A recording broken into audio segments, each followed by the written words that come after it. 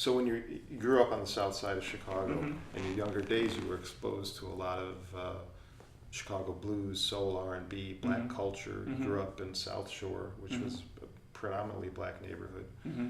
Could you talk about some of the early musical influences in your life and early guitar influences?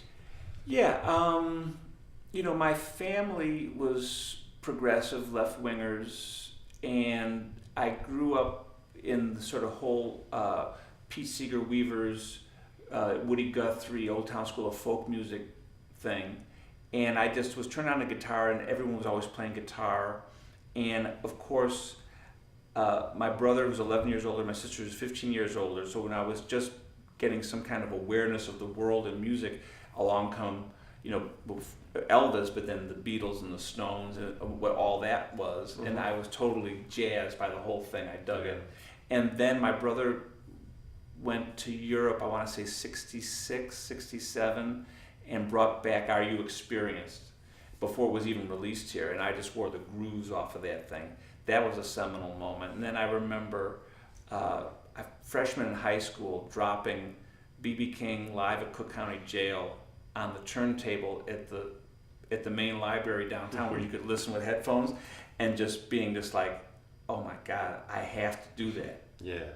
That's it. You never heard a guitar sound like that. No, I mean, I couldn't get enough. I mean, I don't care if it was Hee Haw and Roy Clark and Buck Owens, or Tom Jones, or Shindig or Hullabaloo, whatever it was on there. Yardbirds to R&B, didn't matter. And then in high school, before I even owned an electric guitar, there was a guy there named Ron Rollins who was like a Hendrix guy. He had a white Strat, and he was really cool and could play. And I used to hang out with him. And in those days on South State Street, it was where all the pawn shops. And then on Wabash were all the music stores. And I would have my daily journey until they kicked me out, go from one to the next, and just play whatever they let me play. And eventually I finally bought something. They couldn't believe it, And the first guitar I bought which is worth a lot of money now, but I destroyed it. I don't know what happened to it. It was an Epiphone 6-in-a-line solid body. Oh yeah. The Wilshire. yeah. And then I had a SG, and they had a Rickenbacker for a while, and then I had the 330, and then I got into I had a Martin solid body for a long time with a natural finish, which actually was a cool guitar that I played Max tracks. So for guitar players out there that are looking to develop more soul and R&B chops, or maybe just get into the music, what advice could you give them, and what players would you recommend they listen to? Well, there's all kinds of stuff. I would say you can't go wrong with James Brown. If for more sort of contemporary funk and R&B stuff, for the sort of the James Brown next generation stuff, I would say Al McKay from Earth, Wind & Fire, Mm-hmm. Nile Rodgers, Prince, Tony Maiden from Rufus, Mm-hmm. all monsters. And then if you can find for some that's really just cool, hooky ideas, a great R&B session guy is Paul Jackson Jr., who's now doing things as an artist, and I respect what he's doing, but I really love listening to his session work when he did more Strat stuff. Mm-hmm. Now he's sort of sounding sort of Gibson-y and sort of George Benson, Lee Ritenour-ish, and it's cool, but I love the stuff he did as a session player. Can you give us some examples of some stuff He played on a lot of Shaka stuff. He played on a lot of Michael Jackson stuff. And then in terms of like sort of Memphis-y Mm-hmm. kind of stuff, there's Steve Cropper, Cornell Dupree. Who's the guy? Rusty Young is his name? Mm-hmm.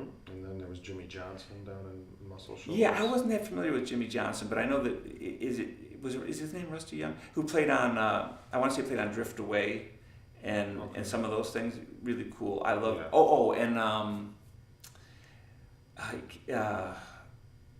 Louis Shelton, who played on a lot of the early Jackson 5 stuff. He played on Low Down. Mm-hmm. He played on Boz's Low Mm-hmm. Down? Yeah. He played a lot of famous big guitar parts. He's a brilliant guitar player, and I know he was a mentor to, I want to say, to Larry Carlton. Okay. I think he was a Louisiana guy too, like James Burton, but very sophisticated. But he's the guitar on "I Want You Back," all that cool stuff. Yeah. He's the guy who's ad-libbing at the end of Diamond Girl, Seals and Crofts, so that's sort of the B.B. King bluesy kind of stuff, And then there's all those New York guys who I listen to, David Spinoza, Hugh McCracken, Eric Gale. Yeah. Cornell Dupree's also one. Eric Gale was lefty, right? I don't think so. That's Eric Gale's. Yeah. Maybe. What about some Chicago guys, other than Phil? Chicago guys, Chicago is loaded with incredible guitar players, guys my age, younger, older, but sort of guys who are mentors to me. I would probably say, well, there was a guy who was the bass player in Max Trax named Lee Gallen, who showed me a lot of stuff. There was a guy named Anthony Herford who was in a band called Sons of Slums who showed me a lot of stuff. I was lucky to have guys who could actually literally just show me stuff. Keith Henderson and Alan Burroughs are my contemporaries, brilliant guitar players. Alan worked with Miles for a while and was in New York, and he works with a lot of folks. Killer guitar player. Keith Henderson still works with the Emotions. He was the musical director for the Emotions when they were at their height, with Best of My Love, and played on the Sunbeams album. There's a lot of great gospel guitar players. Chris Johnson's just amazing. There's look at my list of guitar players. Did you ever get to meet Pop Staples or work with him? I played on a Pop Staples album that was recorded over at Tone Zone, probably in the early '90s, late '80s. Yeah, he was very cool. Yeah. Although I remember being in high school at Guitar Gallery, which was a boutique shop before there was guitar centers or anything like that, and he was up there, and there was a guy who was playing the most beautiful sort of R&B, embellishy kind of rhythm guitar stuff. And I don't know who that was, but Pops was impressed. In fact, I remember getting in the elevator and Pops said, "Man, give me your number, man. Give me your number." I was like, wow, this guy's cool. Yeah, you can impress Pop Staples. Yeah.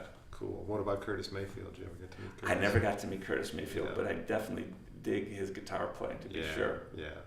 That whole sort of, Hendrix sort of is almost very subtle, and Stevie Ray does it too, that sort of not exaggerated pinch harmonics like you're used to from Billy Gibbons, but it's very subtle pinch harmonics that are used to play rhythm that you hear Stevie Ray and Jimmy do. That the first person, I'm sure he got it from somewhere, but my first experience hearing that kind of rhythm playing, whether you're playing embellishy, flowery chords, with hammer-ons and pull-offs, but attacking it with those very subtle pinch harmonics was Curtis Mayfield. I mean, you can hear it if you listen to People Get Ready, to the original Impressions recording. When he's hitting those strings, you can hear it sort of chiming like that. Yeah. And that I dig that. Yeah, cool. Tonight's show, you mentioned your pedals and your Strat and which P90X are you playing, and which amp are you playing through these days? The amp, my main amp with the Cats is a Dr. Z Maz 38, which is sort of a hand-wired, his spin on an AC30, a Vox.